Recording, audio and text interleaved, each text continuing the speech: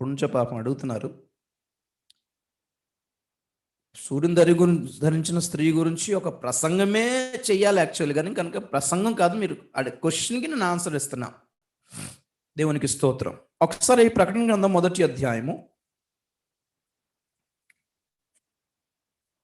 19-20 కూడా చదువుదాం. 19-20. ఓకే, 1వ అధ్యాయం ప్రకటన గ్రంథంలో క్వశ్చన్ ఏంటి? సూర్యుని ధరించిన స్త్రీ ఎవరు అనే క్వశ్చన్కి నేను ఆన్సర్ ఇవ్వడానికి ట్రై చేస్తున్నాను. జస్ట్ ఫాలో అవ్వండి, తొందరగా ముగిస్తా వెంటనే. ఇంత పెద్ద లాంగ్ లిస్ట్ సబ్జెక్ట్, చాలా అద్భుతమైన టాపిక్, అది నాకు ఇష్టం. కానీ ఒక ప్రసంగంలా చేయకుండా నేను ఆన్సర్ ఇస్తున్నాను కాబట్టి ఆన్సర్ లాగే చెప్తాను. ఒక నిమిషం.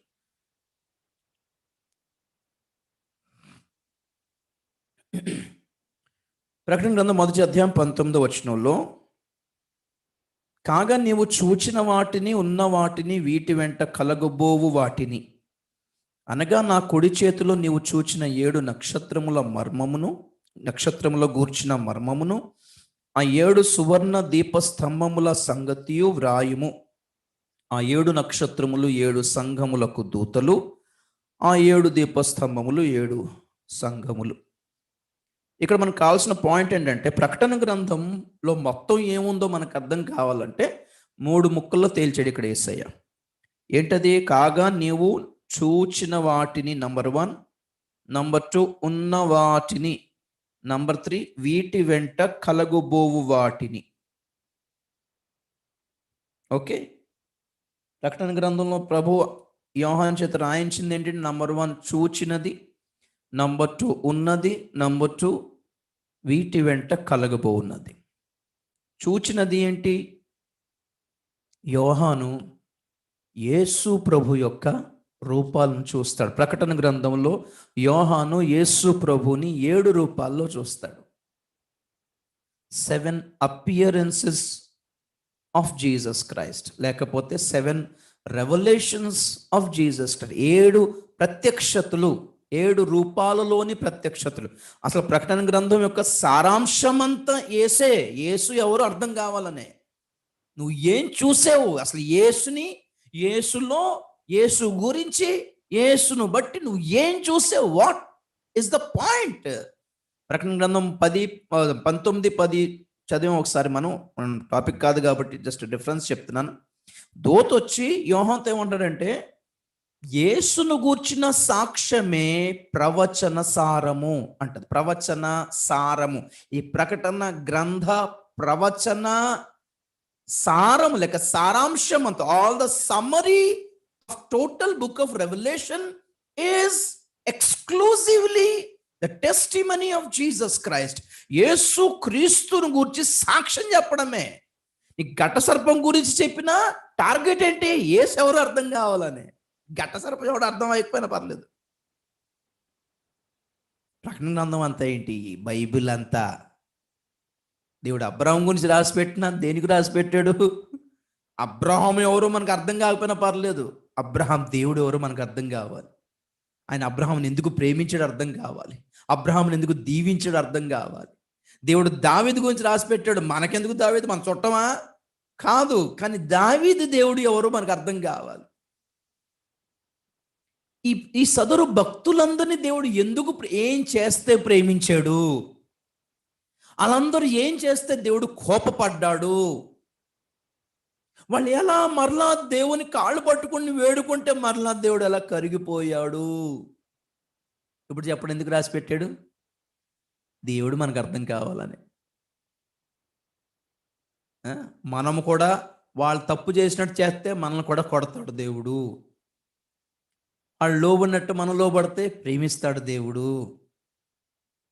మన వలన పొరపాటు పాపం జరిగినా మరలా కాళ్ళు పట్టుకొని వేడుకుంటే క్షమించేస్తాడు దేవుడు. మనం మొండికేస్తే ఆయన కూడా గెట్ అవుట్ అంటాడు. ఎవరు అర్థం కావాలి ఇక్కడ మనకి? దేవుడు అర్థం కావాలి. 1,00,000 మర్మాలు ఎందుకండి? దేవుడు ఎవరు అర్థం కాకపోతే? దేవుడు అర్థం కావాలి, ఆయన కుమారుడు అర్థం కావాలి, పరిశుద్ధాత్మ అర్థం కావాలి మనకి. లేకపోతే వాళ్ళ గురించి మనకెందుకు, మన గురించి, నా గురించి మీకెందుకు? నా ప్రార్థన చూడు, నా సోకు చూడు, నా స్టైల్ చూడు. నా గురించి మీకెందుకు, నా సాక్ష్యం మీకెందుకు, మీ సాక్ష్యం నాకెందుకు? మన సాక్ష్యంలో ఎవరు హైలైట్ అయ్యి ఉండాలి? దేవుడు కనబడాలి జనాలకి. అమ్మా, రాజీవన్న జీవితంలో చేసిన కార్యాలు దేవుడు చిన్న మామూలు దేవుడు కాదు బాబోయ్ అనుకునేలాగా ఉండాలి. కానీ అమ్మ, రాజీవన్నం తక్కువడు కాదు అనేలాగా ఉండకూడదు. టార్గెట్ మారిపోయింది అన్నట్టే కదా. దేవునికి స్తోత్రం. అందుకే ప్రకటన గ్రంథం 1 అధ్యాయం 1 వచనంలో మనకి తెలుగులో రివర్స్లో రాశాడు, కానీ ఇంగ్లీష్లో ఉంది, తెలుగులో ఉంది. యేసుక్రీస్తు తన దాసులకు కనపరచుటకు దేవుడు ఆయనకు అనుగ్రహించిన ప్రత్యక్షత.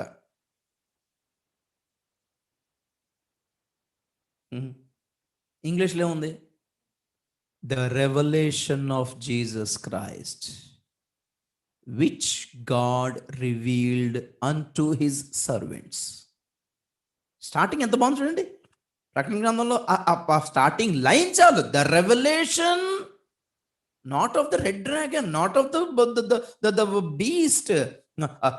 ఎవరి ప్రత్యక్షత? ఘటసర్పం గురించిన ప్రత్యక్షతనా? క్రూర మృగం గురించిన ప్రత్యక్షతనా? ఇద్దరు సాక్షులను గురించిన ప్రత్యక్షతనా?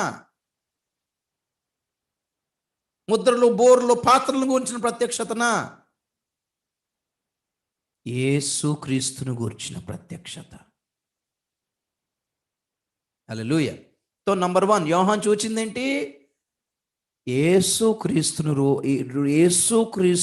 పూర్తిగా అర్థం చేసుకున్నాడు, పూర్తిగా చూశాడు. Complete study of Jesus. Number 2 ఉన్నవి. ఓకే, ఇప్పుడు ఉన్నవి యోహాన్ కాలానికి వర్తిస్తుంది, మన కాలానికి కూడా వర్తిస్తుంది. ఉన్నవి ఏంటున్నవి? భూమి మీద ప్రస్తుతం జరుగుతున్నవి. ఏమిటది? సంఘకాలము, ప్రస్తుత కాలం. అందుకే ప్రకటన గ్రంథం 2-3 అధ్యాయాలు, ఫస్ట్ ప్రకటన గ్రంథం 1 అధ్యాయంలో యోహాను యేసుక్రీస్తుని మహిమగల రూపాన్ని చూశాడు. 13వ వచనం నుండి 16వ వచనం వరకు యేసుక్రీస్తు యొక్క రూపాన్ని చూస్తాడు. అది చూచిన వాటిని. రెండోది 2-3 అధ్యాయాలు 7 సంఘాల వివరణ. ఉన్నవి, ప్రస్తుతం భూమి మీద సంఘకాలం నడుస్తుంది కదా, ఇప్పుడు ఉన్నది. అలాగే 4-5 అధ్యాయాలు. 4-5 అధ్యాయాలు ఏంటి? ప్రస్తుతం పరలోకంలో ఉన్నవి. పరలోకం ప్రస్తుతం ఎలా కనపడుతుంది? ఓకే, పరలోకం ప్రస్తుతం ఎలాగుంది? అవి ఆ 4-5 అధ్యాయాలలో వివరించాడు. ఓకే, మూడోది ఏంటి? వీటి వెంట కలగబోవునవి. ఈ ప్రస్తుత కాలం జరిగిన తర్వాత, భూమి మీద సంఘకాలము అయిపోయిన తర్వాత ఏం జరగబోతుందో భవిష్యత్తులో చూడాలి. స్తోత్రం చెప్దాం గట్టి ఒకసారి. ఉన్నవి కూడా భూమి మీద నుండి చూశాడు, సంఘకాలము కూడా భూమి మీదనే వివరించాడు. కానీ వీటి వెంట కలగబోవునవి నువ్వు ఇక్కడికి ఎక్కిరమ్ము అని పైకి పిలిచేందుకు చూపించాడు. సంఘకాలం అయిపోయిన తర్వాత సంఘం ఎక్కడుంటుంది? పైకి వెళ్తుంది. అక్కడి నుంచి భూమిని చూస్తే ఎలా కనపడుతుందో చూపిస్తున్నాడు. అందుకే ఫస్ట్ 4వ అధ్యాయం 1వ వచనంలో ఆయన చదువుదాం, మాట చదువుదాం. ఈ సంగతులు జరిగిన తర్వాత నేను చూడగా, అదిగో పరలోకమందు ఒక తలుపు తెరవబడి ఉండెను. మరియు నేను మొదట వినిన స్వరము బూరధ్వని వలె నాతో మాట్లాడగా వింటిని. ఆ మాట్లాడిన వాడు, ఇక్కడికి ఎక్కిరము, ఇక మీదట జరగవలసిన వాటిని నీకు కనపరచదన. నేను ఇక్కడ ఉంటాను ప్రభా, హాయిగా ఉంది, ఇక్కడ నుంచి చూపి ఏం జరుగుతుందో అంటే, లేదు ప్రాక్టికల్ కదా. ప్రాక్టికల్ నేనేమన్నాను? యోహాను భవిష్యత్తుకి వెళ్ళి చూశాడు అంతాను. పాస్ట్ నుండి, భూతకాలము నుండి భవిష్యత్ కాలానికి వచ్చిన యోహాను భవిష్యత్ కాలం నుంచి పరలోకానికి వెళ్ళి చూశాడు మిగతాదంతా. Praise the lord. సో ఇక్కడ జనరల్గా యోహానునే పిలిచాడు, కానీ నేను దీన్ని ఏమంటాను? యోహాను అపోస్తలుడు, సంఘానికి ప్రతినిధి కదా. అక్కడ 7 సంఘాల వివరణ కూడా 2-3 అధ్యాయాల్లో సంఘపు దూతతో దేవుడు మాట్లాడాడు. దూత అంటే సంఘ పాస్టర్తో దేవుడు మాట్లాడాడు. దూత సంఘ పాస్టర్ ఎవరు? సంఘ ప్రతినిధి. పాస్టర్ అలాంటోడో, సంఘం అలాంటిదండి, గుర్తుపెట్టుకోండి మీరు. పాస్టర్ని బట్టే సంఘం. పాస్టర్ వేరు, సంఘం వేరు అవదు అక్కడ దేవుని దగ్గర. అందుకే నీకు మారు మనసు తక్కువైందండి పాపం పాస్టర్గా, నా పాపం సంఘం అంతా జీవించుచున్నావన్న పేరు నీకుంది, కానీ నువ్వు మృతుడవే. నీవు అంటే పాపం దూతనేనా, పాస్టర్నేనా? సంఘం అంతా నువ్వు ఎలాంటాడో నీ సంఘం అలాంటిది. ఆబ్వియస్లీ మరి నేను చేసే ప్రసంగాన్ని బట్టి, నా ఆత్మీయను బట్టే నా సంఘం ఫాలో అవుతుంది మరి నాకు. అలాగా యోహాను అపోస్తులు సంఘానికి ప్రతినిధులు కారా? దేవునికి స్తోత్రం. ఎస్, లిటరల్గా ఆలోచిస్తే యోహాను పిలిచాడు, కానీ నేను దాన్ని ఇదే పోలుగ్గా తీసుకున్నాను, సంఘం ఎత్తబడుటని తీసుకున్నాను. మీకు గట్టిగా ఇంకో మాట చెప్పనా, ప్రకటన గ్రంథంలో సంఘం ఎత్తబడుట అనే ప్రక్రియ నాకు ఒక్కచోట చూపించండి. ఇది వదిలేండి, 4:1 వదిలేండి, పోనీ వదిలేసి ప్రకటన గ్రంథంలో సంఘం ఎత్తబడే ప్రక్రియ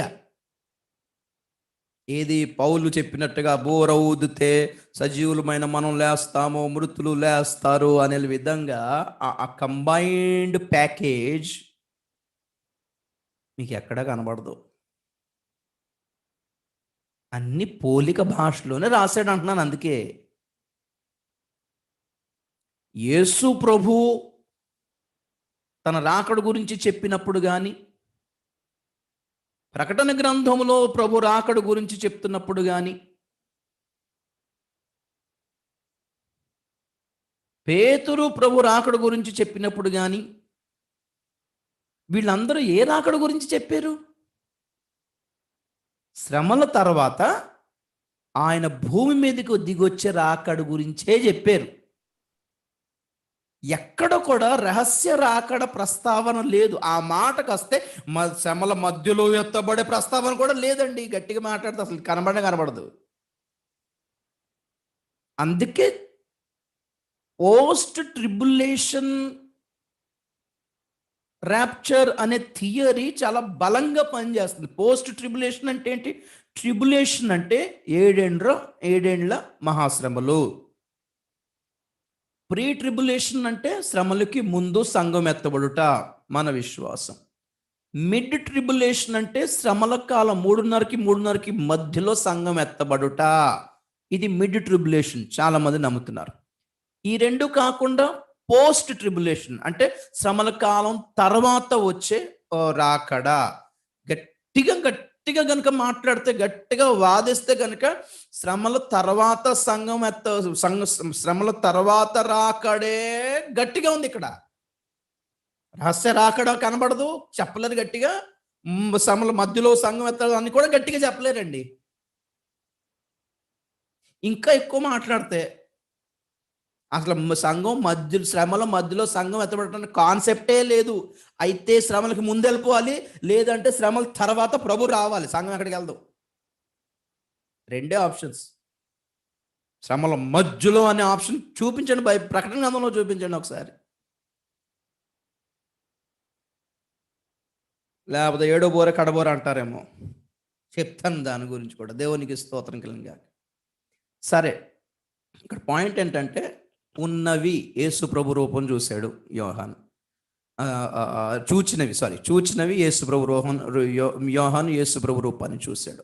ఉన్నవి సంఘకాలము, వీటి వెంట కలగబోవున్నవి అంటే సంఘకాలం ముగిసిన తర్వాత, కృపాయుగం ముగిసిన తర్వాత, సంఘం ఎత్తబడిన తర్వాత వాట్ విల్ హ్యాపెన్ చూపిస్తాను రా అని 4వ అధ్యాయంలో యోహాను పరలోకాన్ని పిలిచినప్పుడు, ఫస్ట్ యోహాను వెళ్ళగానే పరలోకాన్ని కలయ చూశాడు కాబట్టి పరలోకాన్ని వర్ణించాడు ఆ 4-5 అధ్యాయాల్లో.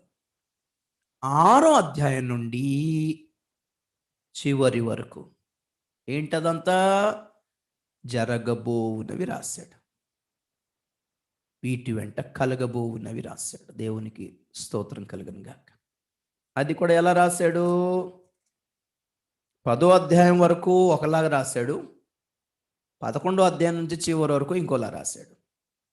అది సేమ్ క్రమంగా వెళ్తుంది అనుకునేరు.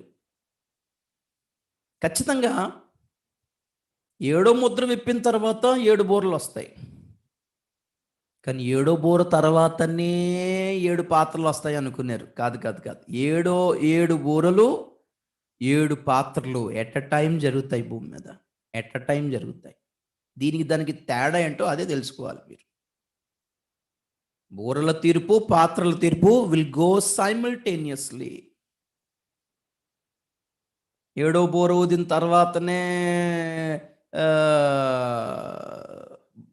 ఇదేంటిది పాత్రల తీర్పు అనుకున్నారు. లేదు లేదు.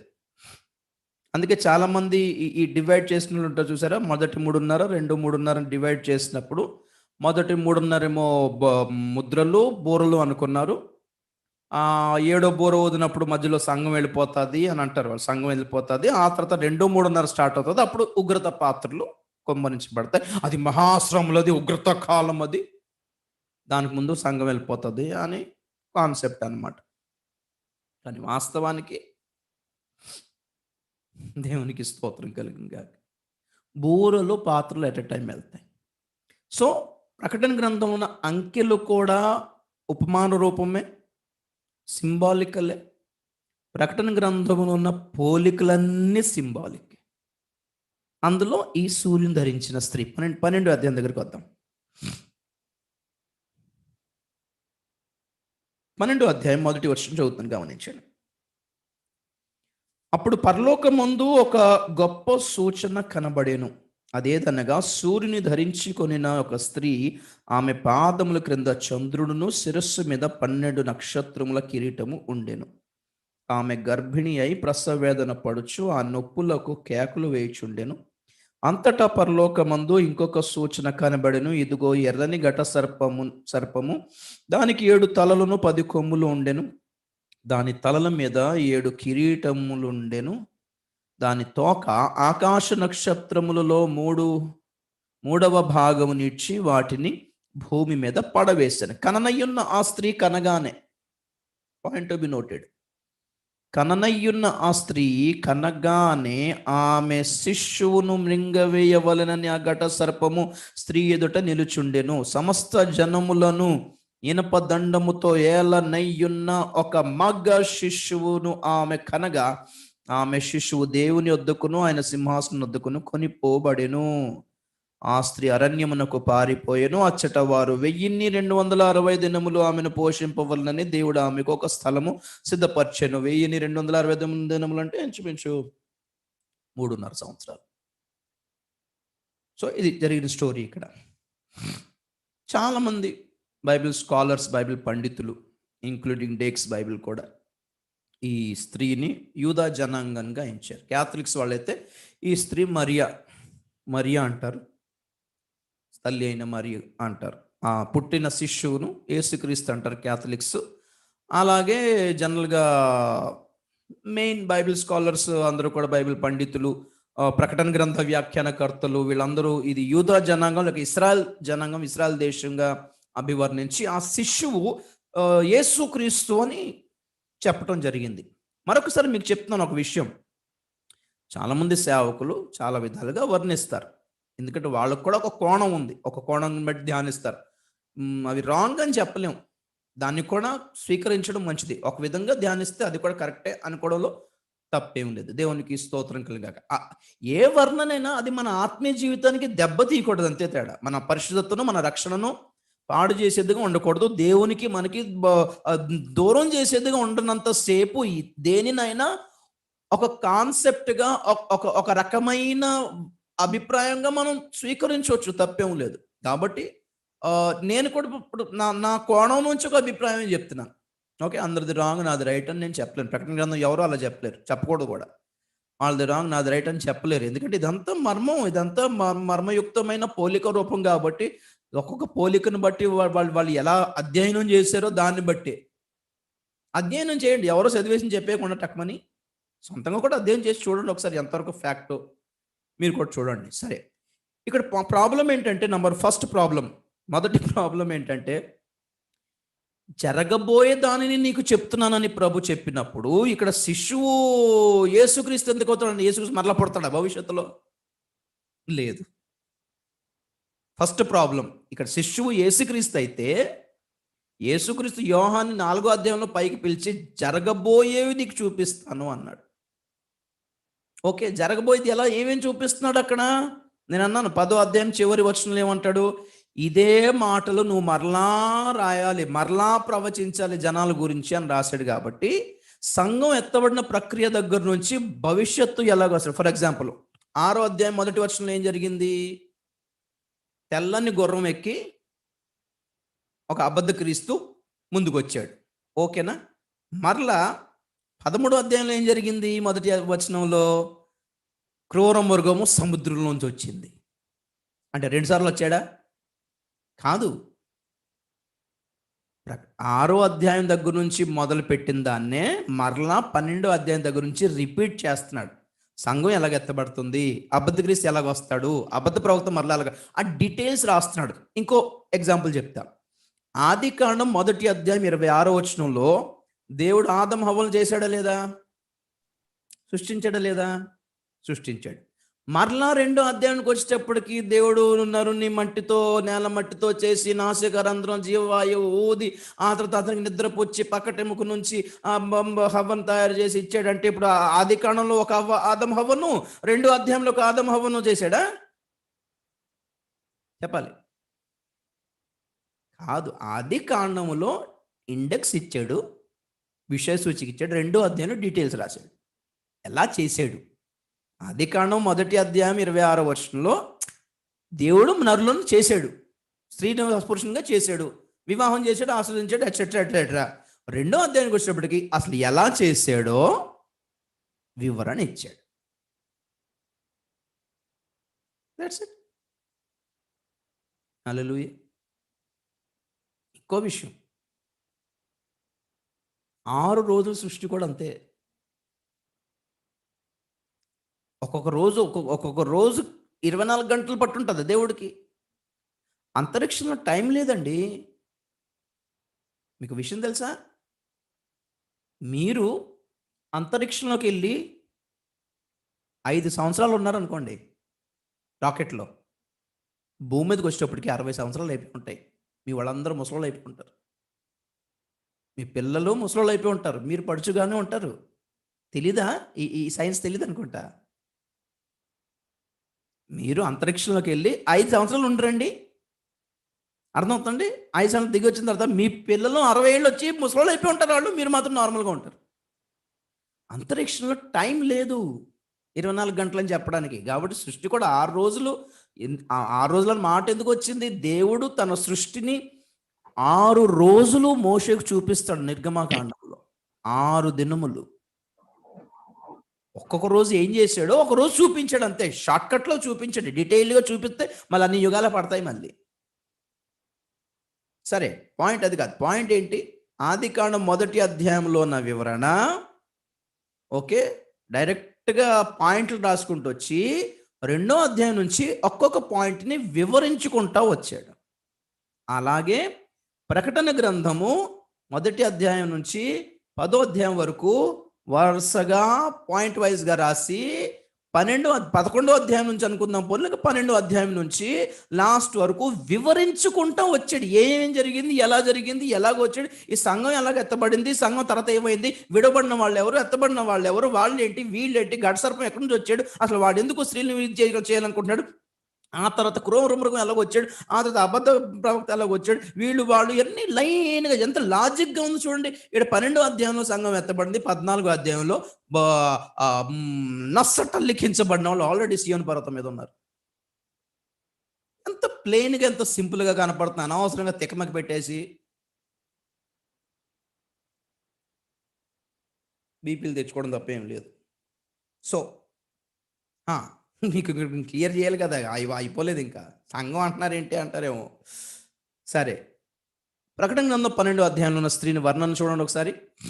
ఆమె సూర్యుని ధరించుకొని ఉంది, ఆమె పాదముల కింద చంద్రుడు ఉన్నాడు, చంద్రుడు మీద నిలబడింది ఆమె. ఆమె దీనికి అయిపోయింది. ఆమె తల మీద 12 నక్షత్రముల కిరీటం ఉంది, అండ్ ఆమె గర్భముతో ఉంది. ఘట సర్పము ఆ గర్భం ముందే నిలబడున్నాడు. ఎప్పుడు కంటే ఆ శిష్యుని మింగుతానని చూస్తుంది. ఏ స్త్రీనే మింగవచ్చు కదా. స్త్రీతో ఆమెకి ఇబ్బంది లేదు, బిడ్డతోటే ఇబ్బంది. ఎందుకు? దేవునికి స్తోత్రం కలిగింది కాక. రైట్.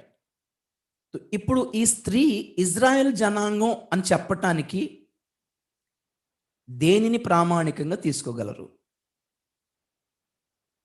ఇజ్రాయెల్ జనాంగం అని చెప్పటానికి ఎంత తరచి చూచిన కింద మీద పడినా ఒకే ఒక ఆధారం దొరుకుతుంది. ఏమిటి అనగా యోసేపు కళ. ఏం చూశాడు? సూర్య చంద్ర నక్షత్రములు యోసేపుకు నమస్కారం చేయుట యోసేపు చూశాడు. దేవునికి స్తోత్రం కలిగాక. ఆ ఒక్క కళను ఆధారం చేసుకుని ఇశ్రాయేల్ జనాంగం అని చెప్తున్నారు, యూదా జనాంగం అని చెప్తున్నారు. సరే, ఒక దాన్ని మనం రుజువుపరచాలంటే ఒక వచనం చూపిస్తా వద్దేంటి? దానికి సపోర్టివ్గా 2-3 వచనాలు చూపించాలి. అదొక్క రీజన్ తప్ప ఇక ఏ రీజన్, ఏ ఎవిడెన్సెస్ మీరు చూపించలేరు అది ఇజ్రాయెల్ అని చెప్పడానికి. పక్కన పెడితే ఈ ఈ స్త్రీ సంఘం అని చెప్పడానికి 1,00,000 రుజువులు చెప్పొచ్చు. నంబర్ 1, సూర్యుడు. దేవునికి స్తోత్రం కలిగింది. సూర్యుని ధరించడం అంటే ఏంటి? సూర్యుడు దేనికి గుర్తు? మలాకి గ్రంథం 4వ అధ్యాయం 2వ వచనం, నీతి సూర్యుడు. హల్లెలూయా. నీ నీతి మధ్యాహ్నమందు ప్రకాశించు తేజస్సు వలె ఉండును అంటాడు యెషయా గ్రంథంలో. నీతి సూర్య తేజస్సుకు గుర్తు. మత్తయి 13:48 ఇందాక నీతిమంతులే సూర్యుని వలెను నిత్యానిత్యముగా ప్రకాశించుచుందురు, నూతన యెరూషలేం దిగి వచ్చుచున్నది, పెళ్లి కుమార్తె వలె మహిమతో నిండి. సూర్యుడు, నీతి సూర్యుడు ఎప్పుడు ధరిస్తాము? గలతీ 3:27 ప్రకారం ఎప్పుడైతే మనము యేసు క్రీస్తును బట్టి నీళ్ళల్లో బాప్తీసం తీసుకుంటున్నామో మనము ఆయనను ధరించుచున్నాము. యేసు ఎవరు? నీతి సూర్యుడు. బాప్తీసం తీసుకుని రక్షించబడి నీతిమంతులుగా తీర్చబడిన జనానికి గుర్తే ఈ స్త్రీ అంటే సంఘం. రెండోది, చంద్రుడి మీద నిలబడింది. చంద్రుడు దేనికి గుర్తు? 89వ కీర్తన 36 అనుకుంటా. నేను జనరల్గా ఎక్కువ చెప్పను వీటి గురించి, చాలా కాలం క్రితం చెప్పేవాడిని, మానేశాను. చంద్రుడునంత కాలము అది నిలుచును. సామ్ 89:36, 89:36. చంద్రుడున్నంత కాలం అది నిలుచుననియు, మింట నుండి సాక్షి నమ్మకముగా ఉన్నట్లు అది స్థిరపరచబడుననియు, ఎట్సెట్రా ఎట్సెట్రా. మొత్తం మీద చంద్రుడు దేనికి గుర్తు?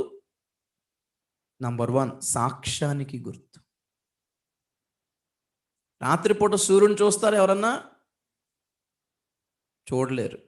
కానీ సూర్యుడు ఉన్నాడా? ఉన్నాడు, కనబడ్డు. మరి రాత్రిపూట కూడా సూర్యుడు ఉన్నాడు అనడానికి రుజువు ఏంటి? సాక్ష్యం ఎవరు? చంద్రుడు. ఎందుకంటే చంద్రుని తేజస్సు తన సొంతంది కాదు. సూర్యుని తేజస్సు చంద్రుడి మీద పడితే చంద్రుని నుంచి తేజస్సు చీకటి ప్రపంచంలో పడుతుంది. ఇదే సంఘం భూమి మీద.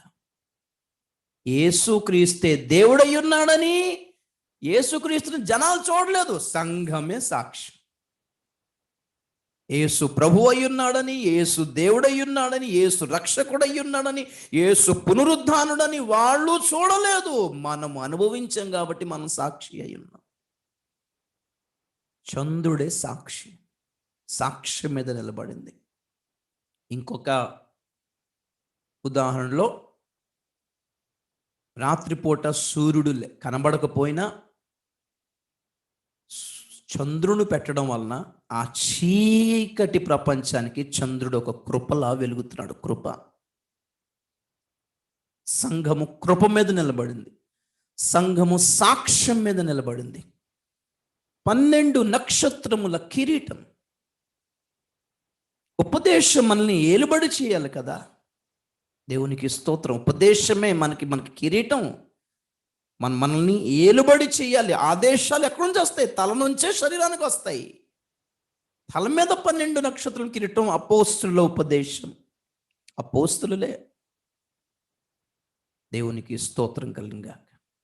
కాబట్టి క్రొత్త నిబంధన సంఘము ఈ స్త్రీ అయితే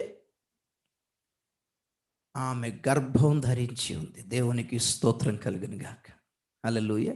ఈ ప్రపంచంలో ఉన్న క్రైస్తవ సమాజం, క్రొత్త నిబంధన క్రైస్తవ సమాజం అంతా ఓకే, యేసు ప్రభుని ప్రభువుగా తండ్రిగా అని నమ్మిన క్రైస్తవ సమాజం అంతా, సార్వత్రిక సంఘమే ఈ స్త్రీ. కానీ ఎత్తబడే గుంపే శిశువు, మగ శిశువు. శిశువు అనడానికి కారణం ఏంటంటే అది చిన్న గుంపు గనక. మగ అనడానికి కారణం ఏంటి? జనరల్గానే సంఘాన్ని స్త్రీతో పోల్చాడు. ఓకే, జనరల్గానే సంఘాన్ని స్త్రీతో పోల్చాడు, ఫీమేల్తో పోల్చాడు. కానీ ఎఫెసీ పత్రిక 4:11 మనమందరము సంపూర్ణ పురుషులమగు వరకు అన్నాడు. పురుషుడు అనే వర్డ్ ఉపయోగిస్తాడు. మనకి తెలుగులో అక్కడ పురుషుడని ఉపయోగించి, ఇక్కడ ప్రకటన గ్రంథంలో మగ అని ఉపయోగించాడు. కానీ ఇంగ్లీష్లో ఏముంది? అక్కడేమో మ్యాన్, ఇక్కడ కూడా మ్యానే. ఓకే, పౌలు అంటాడు కదా, బుద్ధి విషయంలో పెద్దవాళ్ళు అయి ఉండాలి, దుష్టత్వం విషయంలో పసివాళ్ళు అయి ఉండాలి. మీరు మార్పు నొంది చిన్న బిడ్డల వంటి వారైతేనే కానీ, బిడ్డల మనస్తత్వం అంటే నిర్మలమైన మనస్సాక్షి. దేవునికి స్తోత్రం. నయమాను బాప్తిసం 7 సార్లు యోర్దాన్లో మునిగిన తర్వాత ఏమైంది?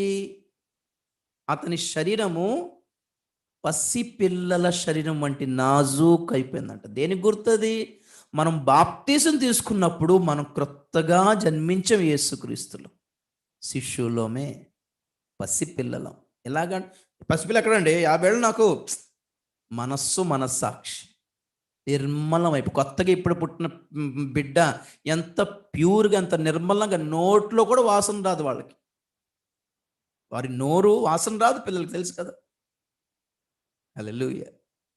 అంత ప్యూర్గా ఉంటారు ఆ పిల్లలు. అలా ఆ ప్యూరిటీకి గుర్తు శిశువు అంటే ప్యూరిటీకి గుర్తు.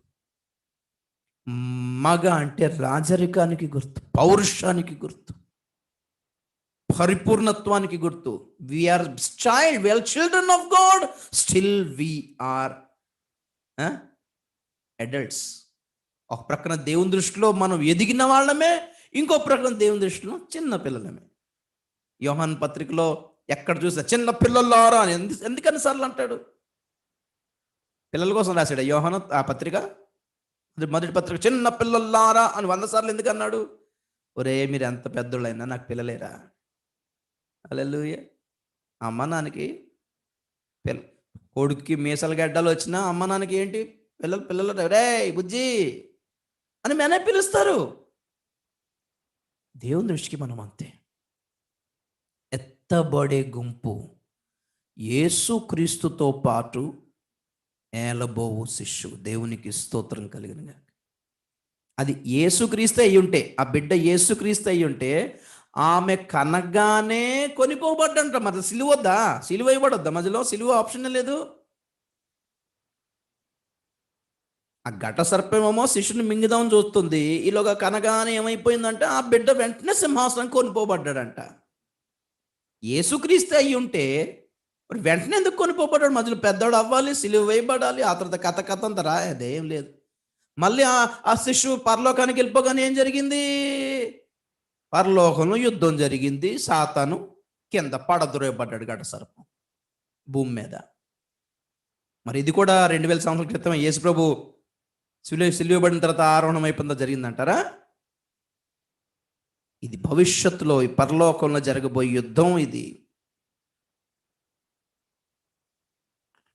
ప్రకటన గ్రంథం మీకు 6వ అధ్యాయం నుంచి చివరకు అన్ని భవిష్యత్తులో జరగబోయేవే. దట్ టూ, అది కూడా సంఘం ఎత్తబడిన తర్వాతనే ముహూర్తం. వీటన్నిటికీ 7 ముద్రలు విప్పాలన్నా, మొదటి ముద్ర విప్పితేనే ఆ క్రూర మృగం బయటకు వస్తాడు. వాడు రావాలంటే యేసు ప్రభు ముద్ర విప్పాలి. మన ముద్ర ఎప్పుడు విప్పుతాడు? మనం అబద్ధ క్రీస్తు వస్తాడు, అప్పుడు 3.5 సంవత్సరం ఆగితే సంఘం ఎత్తబడుతుంది. అబద్ధ క్రీస్తు ఎప్పుడు వస్తాడు? యేసు క్రీస్తు రాకడ కన్నా అబద్ధ క్రీస్తు రాకడ కోసం ఎదురు చూసే ప్రయాసం ఎక్కువైపోయింది ఇప్పుడు ఈ సంఘానికి. ఏంటో మరి అర్థం కావట్లేదు.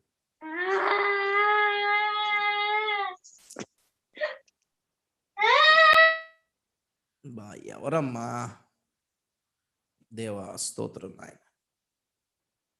యేసుక్రీస్తు కోసం కనిపెడుతున్నాను, అబద్ధ క్రీస్తు కోసం కనిపెడుతున్నాను? ఒక్క మాట చెప్పండి. ప్రభు రాకడ కోసం కనిపెట్టమన్నాడు, అబద్ధ క్రీస్తునే ఒకసారి అలాగ దృష్టి పెట్టుకుంటూ ఉండండి. ఆయన వచ్చిన తర్వాత ఆయన వెనకాల వస్తాడు, ఆయన వచ్చిన తర్వాత ఆయన వెనకాల వస్తాడు. ఒక్క మాట చూపించండి మీరు. అబద్ధ క్రీస్తు ముందు వచ్చిన తర్వాత వెనకాల యేసు ప్రభు వస్తాడని.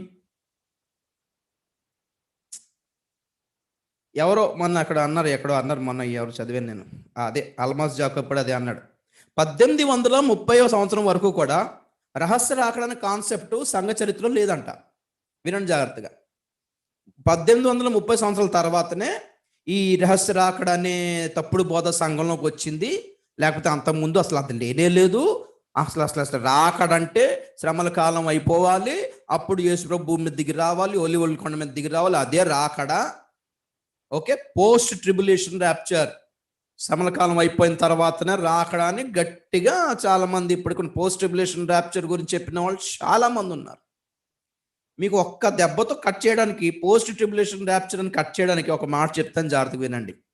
శ్రమల కాలం అయిపోయిన తర్వాత యేసు ప్రభు భూమి మీదకి ఈ ఒలివల కొండ మీద దిగి వచ్చి పాదాలు మోపినప్పుడు సంఘం ఎక్కడికి ఎత్తబడి, అంటే సంఘం ఎక్కడ ఎత్తబడుతుంది చెప్పండి? ఆయనే కిందకు వస్తుంటే సంఘం ఎక్కడికి వెళ్తుంది? పరలోకం వెళ్తుంది. ఆయన కిందకు వస్తే సంఘం పైకి వెళ్తుందా?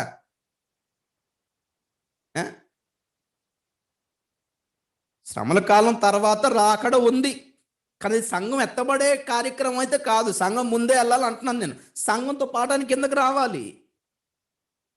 లేదు సంఘం ముందు వెళ్ళదు అనుకున్నప్పుడు ఈ 7 శ్రమల తర్వాత ఆ దినముల శ్రమ జరిగిన పిమ్మట అదిగో మేఘారుడై ఆయన వచ్చును, ఆయన దిగి వచ్చును, భూజనులందరూ ఆయన చూచి రొమ్ము కొట్టుకొందురు అని రాసిన చోటనే సంఘం ఎత్తబడితే మరి ఆయన కిందకు వస్తాడా? వీళ్ళు పైకి వెళ్తారా? లేకపోతే వాళ్ళు కలిసి మధ్యాకాశంలో కలుసుకొని మళ్ళీ కిందకు వస్తారా? మరి ఆయనే కిందకు వచ్చేటట్టు అయితే సంఘం ఎత్తబడ్డం ఎందుకు? కిందకు వచ్చిన తర్వాత మారవచ్చు కదా, రూపాంతరం చెందొచ్చు కదా. ఏం మాట్లాడుతున్నారు?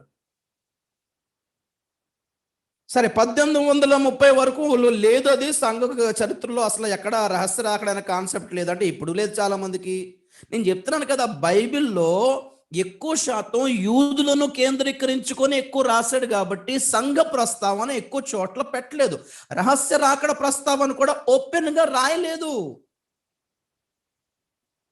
యూదులను ఉద్దేశించి ఎక్కువగా రాశారు కాబట్టి రెండో రాకడ యేసుక్రీస్తు శ్రమల తర్వాత వచ్చే రాకడ గురించి ఎక్కువ రాశాడు. పోస్ట్ ట్రిబులేషన్ కమింగ్, ర్యాప్చర్ కాదు. There is a post tribulation return. Okay, PTR. Okay, pre tribulation rapture, ఇది కూడా పిటిఆర్ఏ. మిడ్ ట్రిబులేషన్ ర్యాప్చర్ ఎంటిఆర్ అంటారు. మరలా పిటిఆర్, పోస్ట్ ట్రిబులేషన్ రిటర్న్, అది కూడా యేసుక్రీస్తు తిరిగి వస్తాడు. సంఘం ఎక్కడికి వెళ్దు, సంఘం కూడా ఆయనతో పాటు కిందకు వస్తుంది. సో పోస్ట్ ట్రిబులేషన్ ర్యాప్చర్ని పక్కన పెట్టేయండి. దేవునికి స్తోత్రం. అయితే ప్రీ ట్రిబులేషన్ లేదంటే పోస్టే, మధ్యలో మిడ్ లేదు, ఆ కాన్సెప్టే లేదు అసలు. దేవునికి స్తోత్రం కలిగినగాక. అయినా శ్రమల మధ్యలో హతసాక్షులను తీసుకెళ్ళడానికి వస్తాడని నేను అంటున్నాను.